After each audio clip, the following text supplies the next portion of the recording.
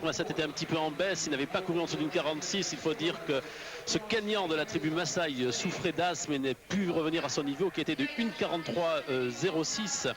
Ce qui est son record personnel. Et voilà José Luis Barbosa, meilleur performeur de l'année, qui a également réalisé sur la distance 1,43,20 et qui revient à son meilleur niveau. Mais peut-être le favori va-t-il être le champion olympique Paul Herring. Champion olympique ce Kenyan, on va pas tarder à le voir. Alors que là vous découvrez pour l'instant le soviétique Sudnik. Donc champion olympique à Séoul lors de sa première année sur 800 mètres. Depuis, il a alterné le bon et le moins bon. Immense athlète au geste de Marie-Josée Pérec, vous le découvrez d'ailleurs. Il est au couloir numéro 3, c'est lui qui nous tourne le dos pour l'instant. Voilà, il part toujours très doucement, disant que s'il part vite, il ne tient pas la distance. Là aussi, même sur un 800 mètres, souvent des coureurs courent en progression de vitesse continue. Voilà Billy Conchela maintenant, l'autre Kenyan, record personnel cette année 1,45,60. Je vous ai parlé de lui, il revient très en forme.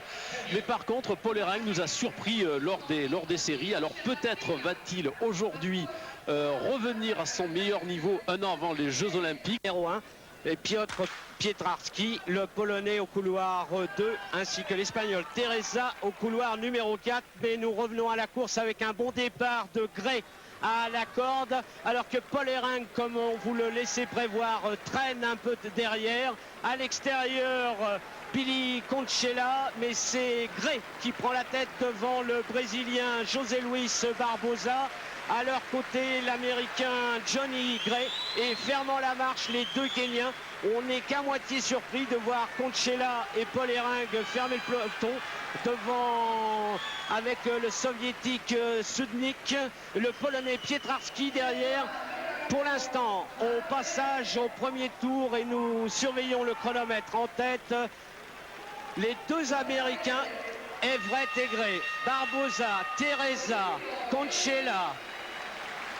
Et fermant la marche, Herring qui commence à remonter. Il vient de passer Pietrarski, il vient de passer Sudnik, il passe Teresa. Il est aspiré par Conchela. Maintenant, l'Américain Gray a craqué. Everett a craqué. Il ne reste plus que Gray, Barbosa. Et maintenant, Paul Herring qui porte son attaque. Avant le virage, Barbosa a senti venir le danger et réagit tout de suite.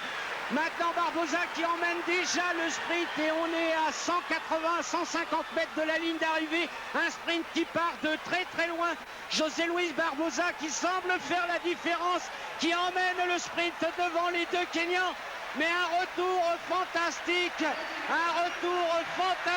de Conchela. C'est Billy Conchela qui l'emporte devant José Luis Barbosa. On avait cru penser que ce serait Paul Herring le plus fort des deux Kenyans. Eh bien, Billy Conchela est venu nous démentir pour remporter ce titre de champion du monde et brandir, comme ses compatriotes Tanui et Chelimo, le drapeau kenyan après une finale en demi-fond.